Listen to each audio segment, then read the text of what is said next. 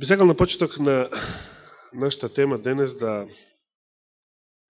ве прашам дали случајно, може би до сега веќе е јасно, мене ми стана јасно дури неделата пред Света вечера, значи пред повеќе од 2 седмици. Ми стана јасно зошто било решено галатјаните и римјаните да бидат повторно предмет на проучување оваа година на библиските поуки. Заради годишнината од реформацијата. Точно. Значи, дури кога разбрав дека римјаните, после галатјаните се римјаните, и тогаш ми светна. Значи, овој месец се навршува еден интересен јубилеј. Цели 500 години. На 31. октомври, конкретно ќе биде тоа, цели 500 години од почетокот на протестантската реформација во Германија. И тој почеток бил обележан со тие 95 тези, подочно предизвици, кои што на еден долг список ги напишал Мартин Лутер и ги закачал на влезот на портата, како да наречеме, големи джиновски порти во тоа време, од катедралата во неговиот град Витенберг во источна Германија. Интересно е што до тогаш Мартин Лутер порано бил монах, да, меѓутоа веќе бил и доктор по теологија во католичката црква. И станал доктор по теологија пред прв пат да ја види и да ја прочита Библијата. Јас се прашам како тоа возможно. Станал доктор по теологија и како веќе бил и му била дадена катедрата во Витенберг, значи тој бил таму, како би рекла сестра Луиза, велечасни. Мартин Лутер бил велечасни во Витенберг. Имало, претоставувам, богата библиотека, како и во секоја католичка црква. Да. И таму во својата црковна библиотека во Витенберг, Мартин Лутер, како доктор по теологија, како велечасни, прв пат, добро, не знам сега како го викале, пред да се побуни, пред да стане протестант, прв пат ја видел Библијата, и тоа латинската Библија, Вулгата, друга небало. Преведена од Јероним во 5. век, за кој што Драго Брадович рече дека додека ја преведувал, живеел Јероним во Палестина, во Израел, кога ја преведувал Вулгатата таму, крајот на 4. почетокот на 5. век. На германски јазик немало Библија. На повеќето други европски јазици немало. Дури и јазикот на кој што Кирил и Методи ја преведува Библијата, веќе бил стар, например, за словените во Чешка таму.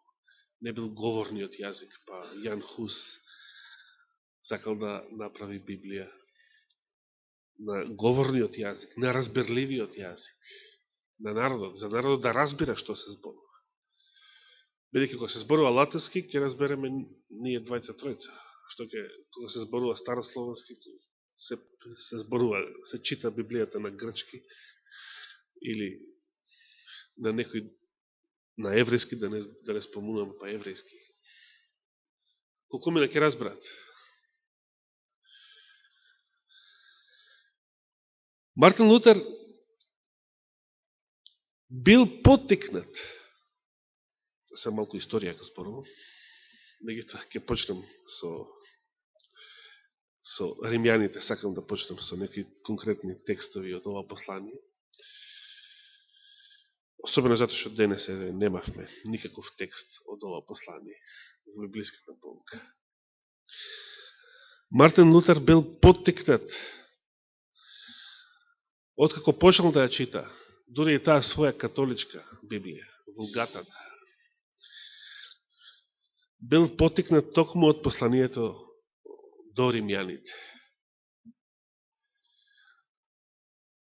за да ја започне реформацијата. Бил осветлен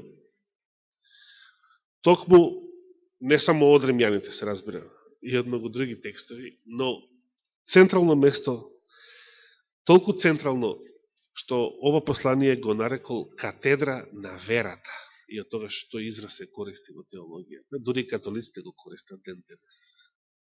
Имам дома една католичка книга за животот на апостол Павле и неговите посланија.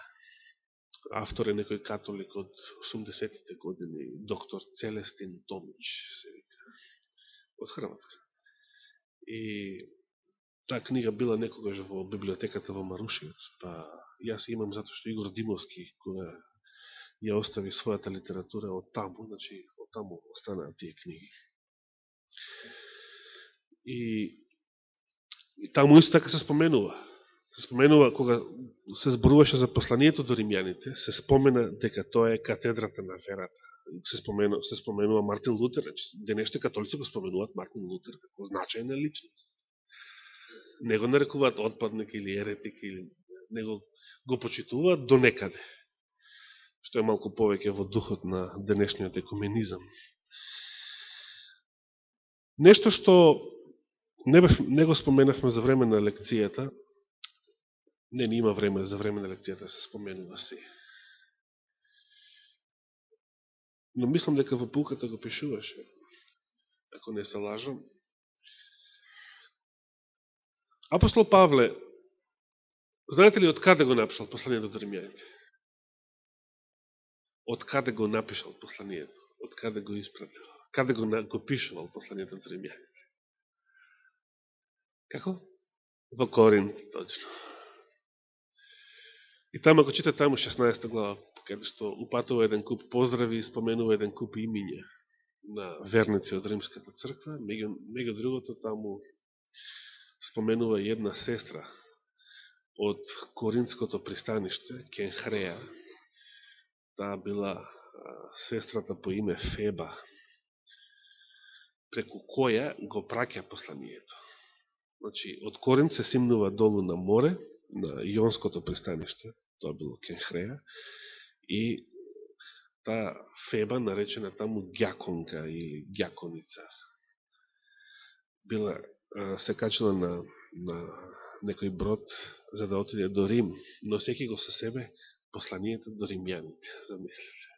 Носила со себе еден свиток, кој што денес е умножен на толку многу јазици, толку многу примероци, тој текст, и го проучуваме и ние во 21. век. Меѓутоа, апостол Павле го напишал посланието потикнат од настаните во Галатија. Значи, како се вели обично, во еден здив го напишал посланието до галатјаните, затоа што била ургентна ситуацијата, со многу бурен дух, така да речеме, што се гледа на некои места, например, неразумни галатјани. Потребува грчкиот збор морони там, конкретно.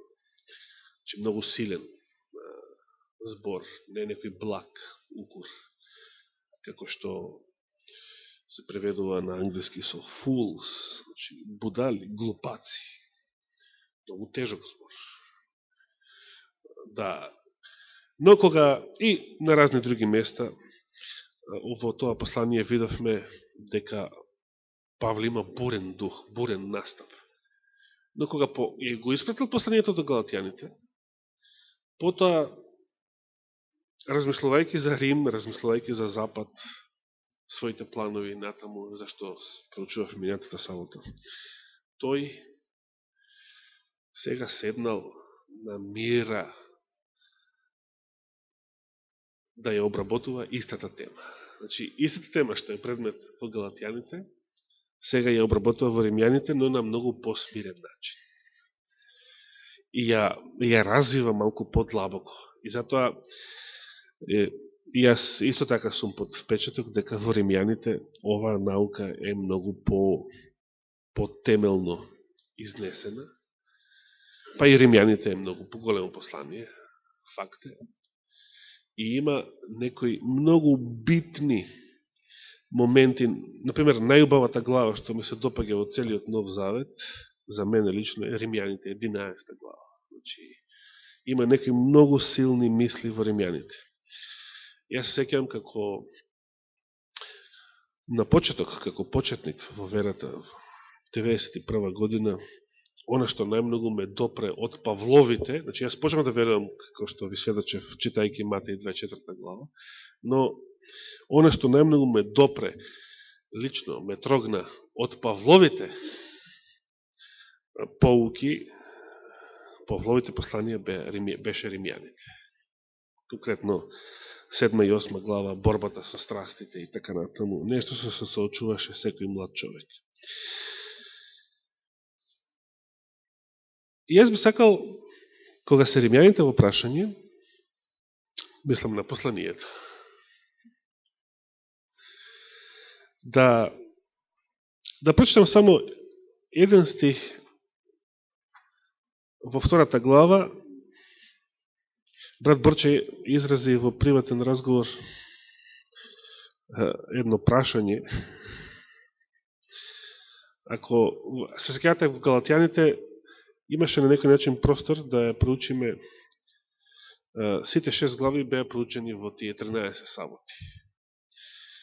Значи, многу помалку глави, отколку што има саботи во тромесечието. Но во Римјаните имаме 16 глави, а немаме толку саботи. Значи, може ли во оваа тромесечие да бидат проучени сите глави од Римјаните? Не може, очигледно не може. Па дори авторот на пулката си дозволил луксус, денешната сабота, пак да не биде за римјаните. Току повеќе повторување на претходната полка.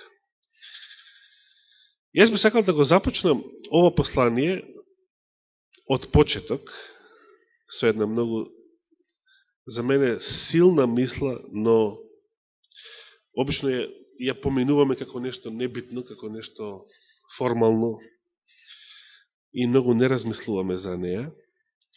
Но пред да почнем да читам од првата глава, бидејќи планирам и следната сабота, ако даде Господ живот и здравие, следната сабота имам да ви кажам една информација каква глупост се случи токму од страна на атеистичкиот свет, кој што Љубица го спомена во врска со таа Facebook група за атеистите. Каква глупост се случи во Калифорнија овие последниве неколку седмици, кои што го исполнуваат пророштвото на апостол Павле, кој што не било кажано како пророштво во првата глава, правејќи се мудри или сметајќи се себе си за мудри, паметни, образовани, што? Избезумија, односно полудеа, или како и да се преведува во други Библии. Но тоа е таму понатака во првата глава, не е баш на почетокот. Тоа ќе го оставам, значи, за следната сабота. Неверојатна глупост. Нема сега да ви ја кажам. Јас би сакал само да споменам денес и во посланието до римјаните апостол Павле, во втората глава конкретно, го споменува обрезанието, но го споменува како нешто добро. Оно што површно го читал Павле, често се тоа протестантите, но не се само тие,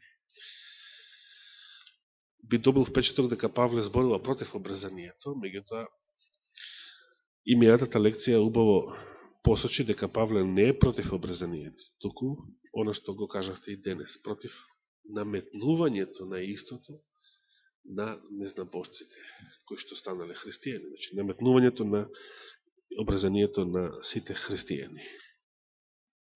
Тоа го споменува во Римјаните 2 глава 23 Може да читаме поголем текст од 25-тиот па натаму. Значи да отвориме во Римјаните, 2 глава. Бидејќи следната лекција веднаш почнува со 3 глава и малку се навраќа на првата и така натаму, односно на како да ги опфаќа првите 3, тоа е точно. Точно е дека 3 глава е кулминација, односно Павле уште од почетокот, од 1 глава, почнува една тема која што кулминира во 3 глава. 3 глава е кулминацијата на темата која што ја започнува уште од почетокот. Но тука во 2 глава,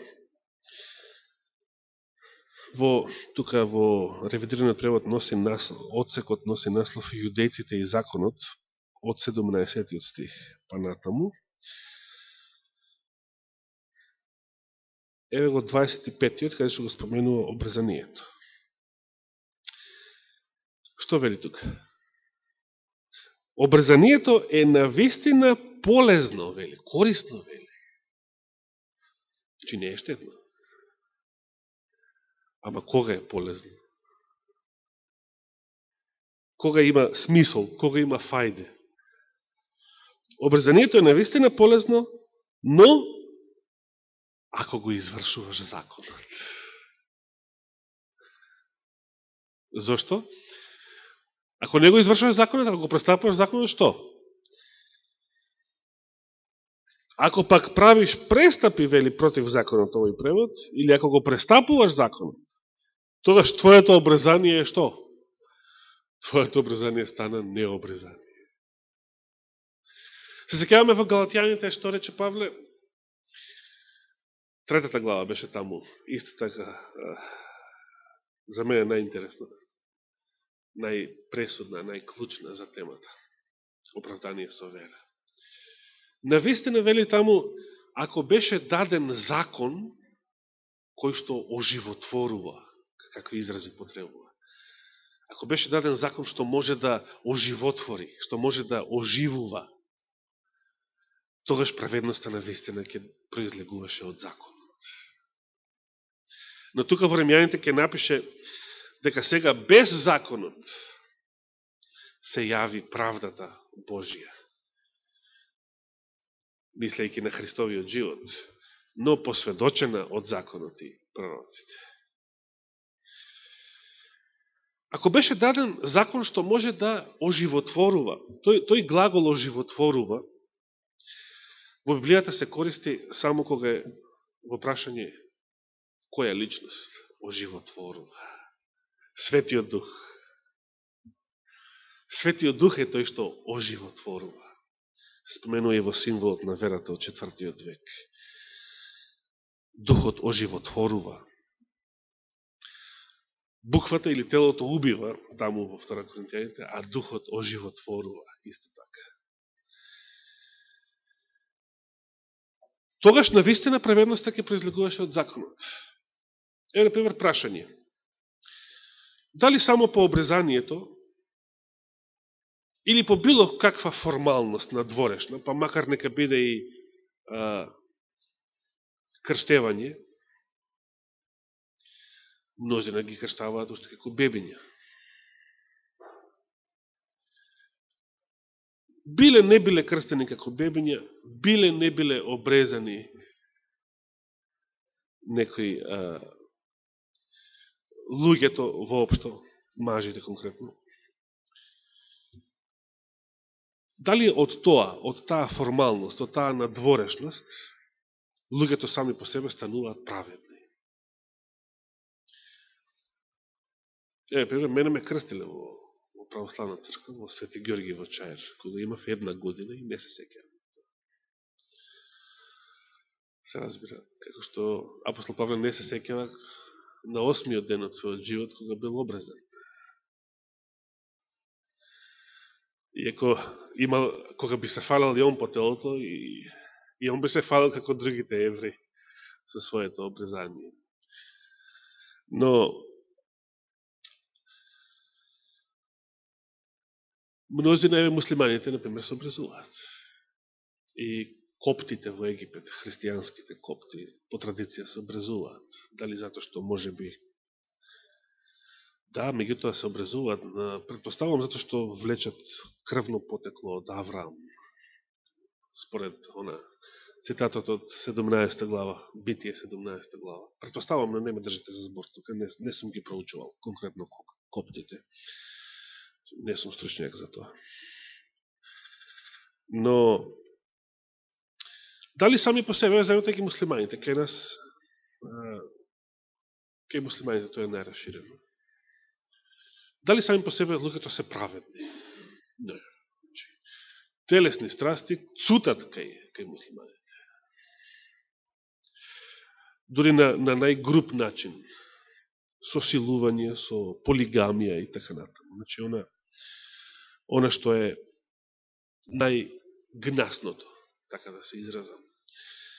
Она што Христос, кога Христос им рече на евреите, Господ вели заради вашата, значи мисли на еврејската, заради вашата тврдовратост, вашата закоравеност, Мојсей ви дозволи да се разведувате од своите жени. Меѓутоа на почетокот тоа не беше така. И потоа кажува како било на почетокот. Како било на почетокот? Еден маж да има 9 жени. Како Мухамед, така ли било на почетокот?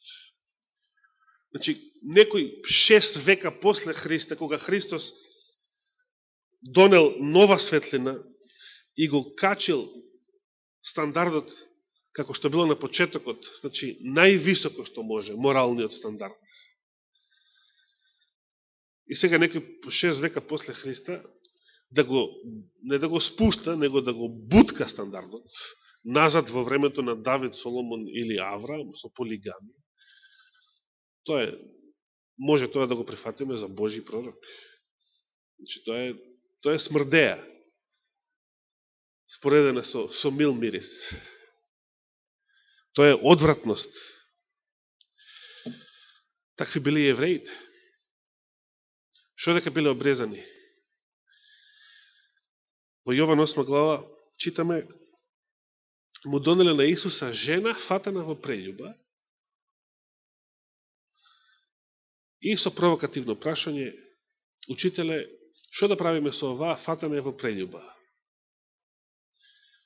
Духот опрошто ни вели дека они ја наместиле да направи прељуба, може би со еден од нив. Како и да е, значи целата работа била намешталјка за Исуса. Мојсей ни заповеда ваквите во законот да ги каменуваме. Значи сега праведниве евреи под наводници го цитираат законот. Патем речено кога спомна за деликт, може се рече дека казнените одредби во Мојсеевиот закон се присутни за било што, не само за граѓанскиот закон. Значи, на место ти е таа корекција, затоа што, пример е саботата не е граѓански закон, меѓутоа израелец што намерно ќе работел во сабота, имало деликт, казнена одредба да биде каменуван. И почитавте и самите кое машко не би било обрежено ако се родело како евреј, како еврејче, требало да биде убиено исто така. Тоа уште на Авраам му е кажано. Самиот ангел Божи направил една сцена да го убие кого? Секавате, Мојсей бил немарен и не го обрежал својот син. Па жена му Сефора го фатила мечот на ангелот, што е за мене многу интересно како изгледа тој меч. Шо било тоа? Го фатила, вели, мечот на ангелот и она го извршила обрезанието. Инако по правило таткото го вршал во стари времења и така натаму. Казнени одредби има секаде, значи за било кои заповеди во Мојсеевиот закон. Но, зашто сега споменав казната? Затоа што овие го цитира Мојсей. Женава фатена во прељуба Мојсей ни рече да ја каменуваме. А они биле кобејаги обрезаните праведници. Што апостол Павле тука ги критикува во Римјаните 2 глава. Вели, например, 17 стих. Ете, ти се нарекуваш јудеец и се потпираш на законот. Ова можеме да го преведеме, ова јудеец може да го преведеме за наши услови и со православец, и со католик, и со адвентист. Значи, кога год ќе помислиме дека ние сме чистите, праведните, во однос на, еве да речеме, атеистиве наши, или било кој надвор од овдека, тогаш овие зборови се однесуваат за нас. Ете, ти се нарекуваш јудеец и се потпираш на законот и со Бога се фалиш. Има тука нешто лошо. Самиот Господ е рекол со кого да се фалиме. Со Него да се фалиме. Значи, тука нема ништо лошо. Се потпираш на законот, со Бога се фалиш. Ја знаеш волјата Негова. Нели после во 3 глава вели која е предноста на јудејците или која е ползата на обрезанието. И не вели дека не е никаква. Голема во секој поглед. Но,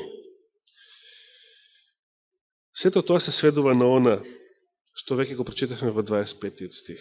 Обрезанието е навистина полезно, но ако го извршуваш закон. Ако пак го престапуваш законот, тогаш обрезанието твое станува необрезание. Тогаш дури си поголем грешник од оние што не ја знаат вистината. Затоа што ја знаеш вистината, преведено, се фалиш со Бога, со законот, но си лицемер. Лицемер. Затоа што и ти грешиш, како што грешат, може би не така исто како што грешат тие надвор, ама и ти грешиш, знаејќи ја вистината, што е страшно. Кога грешам, знаејќи ја вистината, тогаш личам на Луцифер. А те исто кога греши, не знаејќи ја вистината, тој не личи на Луцифер. Тој греши во незнаење.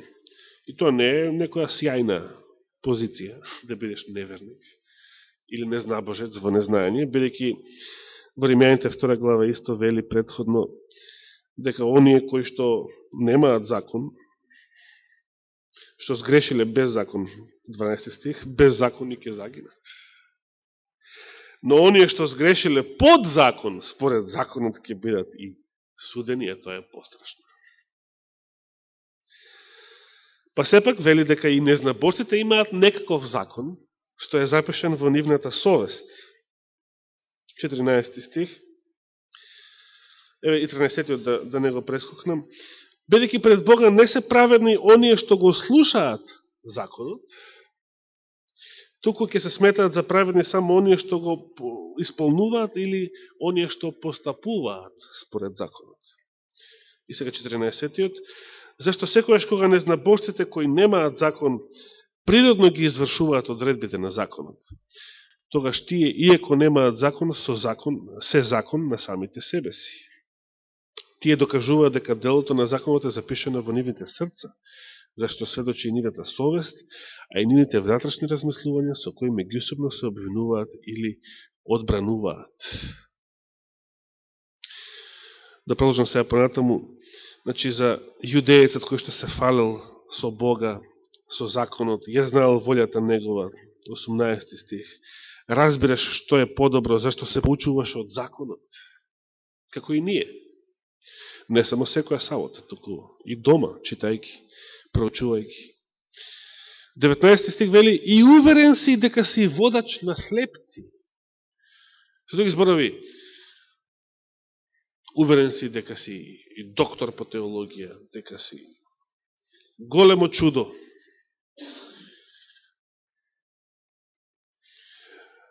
Дека си водач на слепци. Другите се светли, слепци, ти си водачот. И дека си светлина на оние што се во мрак. Евреите на вистина за себе мислиме вака, особено нивните лидери. Наставник на неразумни, учител на младината, зашто образец на знаењето и вистината имаш во законот.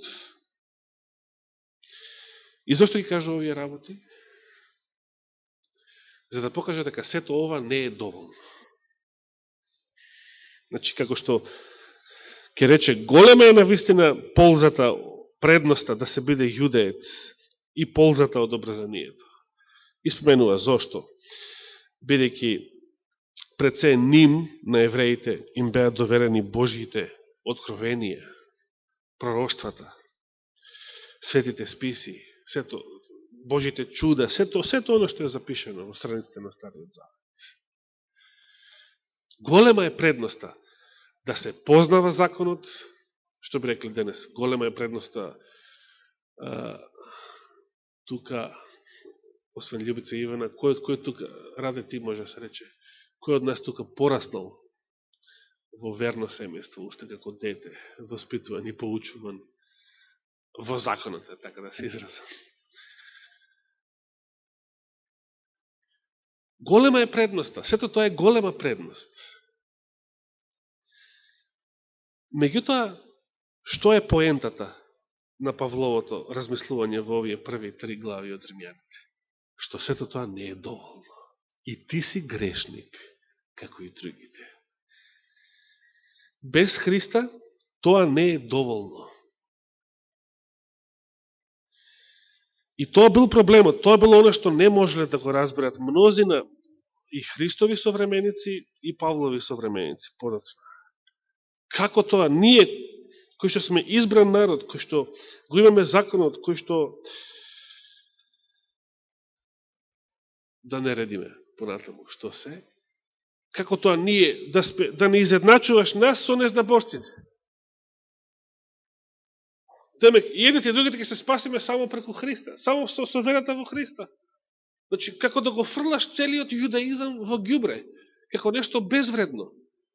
Се што со векови и што Господ го заповедал, уште од Авраам наваму, и што со векови се практикувало сега како да е одеднаш безвредно.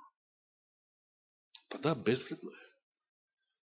Самиот апостол Павле ќе напише, и на евреите ќе напише, дека не можеме со крв телешка и јарешка, не може да бидат очистени нашите гревови. Зошто тогаш Господ ги заповедал во законот? Зошто тие жртви, дури и за денот на помирувањето? Зошто да се лее тогаш телешката и јарешката крв на Јом Кипур? Зошто сите тие церемонии? Зошто? Бејќи тоа било учебник, тоа било илустрација, тоа било сенка за она вистинското што следи подоцна. Оправданието преку Христовата крв, преку неговата праведност. Затоа за христијанскиот свет полезно и единствено вредно е, за христијанството воопшто, е Христовото обрезување.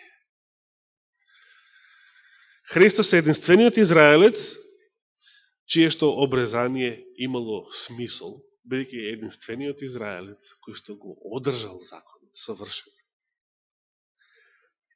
Бидејќи ако го престапувам законот, ми вреди ли нешто тоа што сум адвентист, тоа што сум христијанин, тоа што сум учител на слепци, тоа што сум доктор по теологија, или било што да наведеме, што со еден збор се нарекувало обрезан во фигуративен смисол помеѓу евреите. Вреди ли сето тоа ако го престапувам законот? Ако сум јас грешник? Не само што не вреди и што нема тоа да ме спаси, туку уште повеќе ќе ме осуди. И затоа, да не ги читам другите стихови, 28-миот, но еве може, значи јас го прочитам 25-тиот, ајде да продолжиме со 26-тиот. И така, ако необрезаниот сега, ако необрезаниот ги пази одредбите на законот, тогаш нема ли обратно од предходното? Нема ли неговото необрезание да се смета како обрезание? И необрезаниот по тело, извршувајќи го законот, нема ли да те осуди тебе, кој и покрај писмо и обрезание си станал престапник на законот? Точно. Значи, нема ли праведниот, оправданиот и посветениот римјанин, македонец, грк, било кој, да го осуди оној јудеец кој што го престапува законот? И затоа вели 28 стих, не е прав или вистински јудеец оној кој е таков по надворешност, ниту право обрезание она кој е надворешно. Значи, вистинското обрезание вели не е она надворешното. Тој и муслиманите го прават.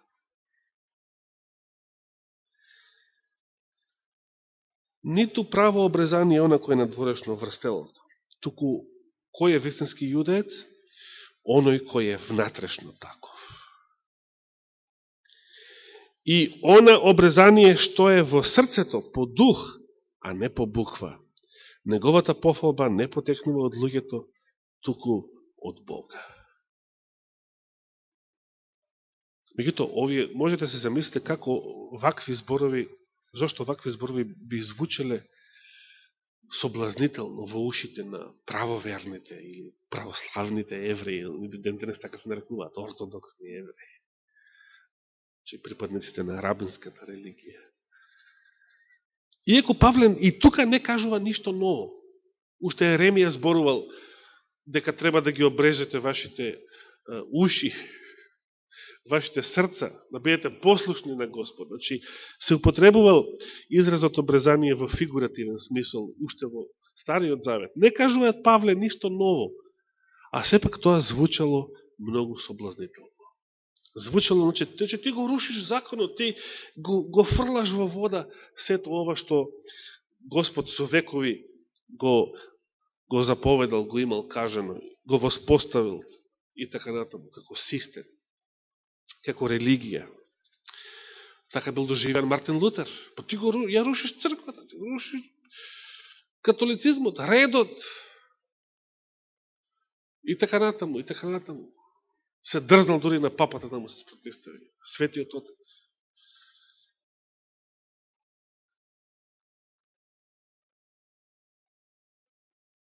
Како биле доживени Джон Си Вагонер во адвентистика.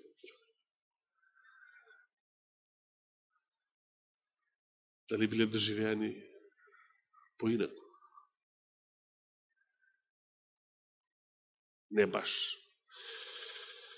на исти начин, меѓутоа Елен Вајд пишува дека во срцата на многу црковни водачи горела, киптела онај, како би рекли на македонски, омраза, се крчкала омраза против Джон Си Вагонер.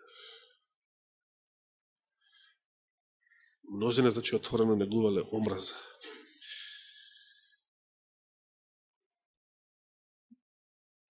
Павле бил доживеан дека го руши законот, го руши јудаизмот, ја руши татковската вера. Изборува тука некои нови ереси, некои соблазнителни науки. Дори ако читате во Дела 22 глава, како апостол Павле го држи тој говор пред оној джиган народ, кој што бил тргнал да го раскине, затоа што се пронесе и клевета.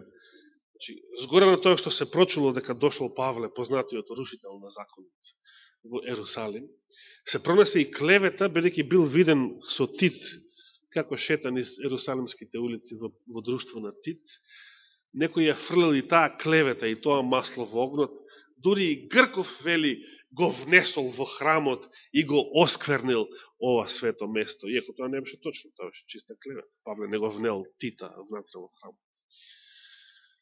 Но бидејќи бил виден во друштво со него, на таа омраза била додадена и таа омраза што веќе постоела кон Павле, било додадено и ова масло. оваа клевета. И тој джиган евреј бил спремен да го раскине Павле во тој момент, да не бил заштитен од римските легионери, од војската, од стражарите што тука стоеле.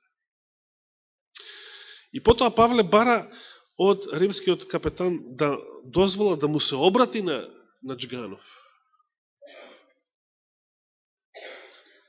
На толпата, која што бесне од омраза против него.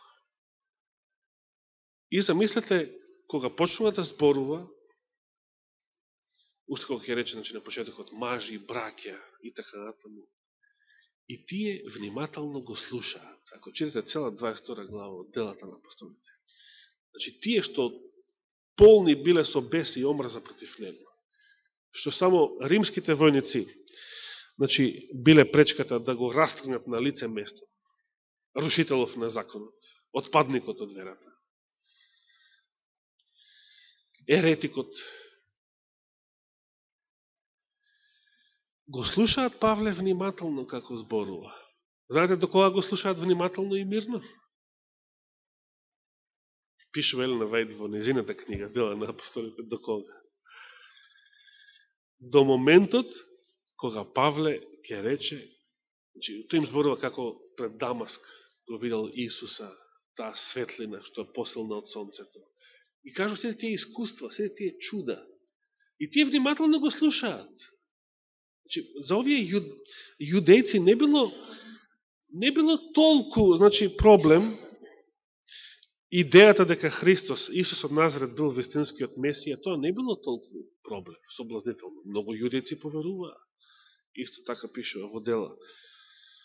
Но било проблем да кажеш нешто против законот. Тоа било проблемот. Или да кажеш дека незнабожците може да се спасат без да станат евреи. Гледам тука дека и авторот на лекцијата, како и некои од нас, додека ги проучувавме галатјаните, не разбираат доволно зашто обрезанието се споменува како такво. Обрезанието не е било каква церемонија или како некој додаток, како некој конкретен пример од церемонијалниот закон. Например, во воведниот текст од саботата, би сакал да го прочитам. Лекцијата ни го кажува следново. И покрај таквата одлука на соборот на апостолите, апостолскиот собор, некои учители продолжиле да ги измачуваат црквите, вели, барајки и обратените незнабожци да ги држат сите правила и пропусти, вклучувајќи го и обрежувањето. Значи, како да обрежувањето некој додаток или некој конкретен пример од сите правила и прописи. Не. Обрезанието не е конкретен пример, туку е основата на целиот церемонијален закон. Основата на целиот закон, може да се рече. Еден незнабожец доаѓал во состојба, како и другите евреи, да биде под законот, влегувал под законот, сам преку обрезанието. Обрезанието било оно што е крстевањето за нас. Што не е било која церемонија. Кога евреите барале да бидат обрежани, овие христијаните што потекнуваат од многобожците, тие со тоа барале да станат евреи тие луѓе. Затоа не да се обрежат, само да се обрежат, само тоа. Туку со тоа станувале што обврзници да го исполнуваат Мојсеевиот закон. Значи да се обрежат и да им се заповеда да го држат целиот Мојсеев закон. Тоа било проблемот. Да станат евреи обратените незнабожци. Сите христијани да бидат евреи. Ке си бидат христијани, ама да бидат евреи. Тоа сакале. Тоа било суштината. Да, а Новиот Завет, особено Павле, нема грк, во Христа Истуса нема јудеец, нема евреин, нема ни машки, ни женски пол, ни слободен, ни роб и така натаму. Евангелието ги брише тие разлики и тоа било соблазнително за еврејските уши. Значи, испаѓа како да го рушиш Израел, бидејќи Израел е избраниот народ. Ако сме ние избрани, а ти велиш и едните и другите може да се спасат само преку верата во Христа, значи, каде е тука избраноста на Израел? Што се случува со избраноста на Израел тогаш? А Павле ќе одговори на тоа прашање од 9 до 11 глава во ова послание. Всушност, тоа би сакал да кажем на крај. Нафрлив многу мисли кои што може би не ги довршив, но за тоа ќе ни послужи целото тромесечие.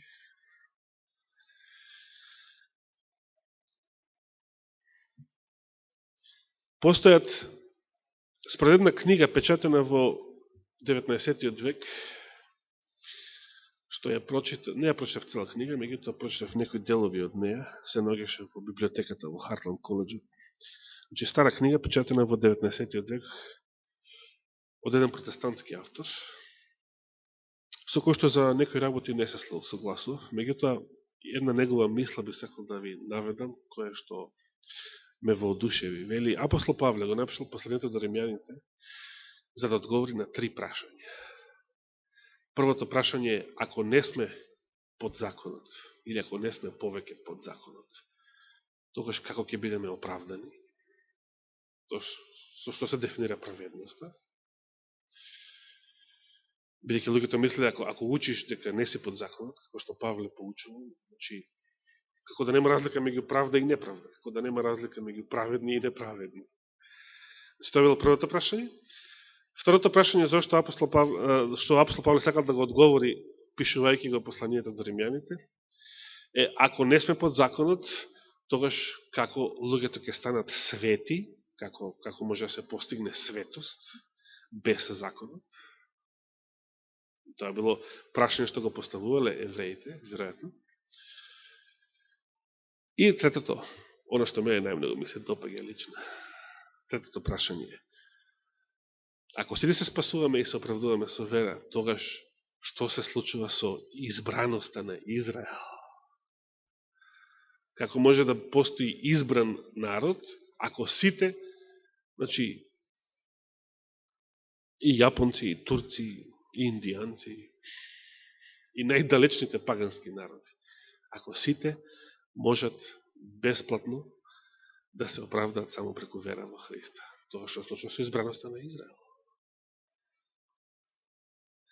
И апостол Павле дава прекрасни одговори на овие 3 прашања во посланието до римјаните, бидејќи токму за таа цел го напишал ова послание. На мирен начин да ги развие овие мисли, што ги споменува во Галатјаните малку во тесно, и временски и просторно, сега малку пошироко да ги развие овие мисли и да ја развие со тоа науката за оправдание со вера, не само за да им биде јасно на римјаните, уште во тоа време, може би прва и водечка црква во христијанскиот свет, затоа што била црква на престолнината, затоа што имало многу верници во неја, затоа што имало и многу обратени евреи во неја, бидејќи римската синагога била многу бројна исто така. Се верува дека во првиот век живееле 8000 евреи во Рим. Значи, била голема црква, била битна црква и преку римјаните, преку тоа послание да бидат поучени практично сите други верници, сите кои што доаѓале во Рим, кои што заминувале од Рим, кои што биле на пропатување, а припаѓале на други местни цркви. Оваа наука за оправдание со вера да биде што е можно појасна и поразбирлива за сите нив. Имав да кажем и многу други работи, меѓутоа Господ не сакаше нив да ги кажем. Верувам дека ова е доволно и немаме ни време повеќе. Нека му е фала и слава за ова послание и за приликата да можеме и ние овие 3 месеци малку по-длабоко и малку повеќе да размислуваме уште еднаш за овие славни теми.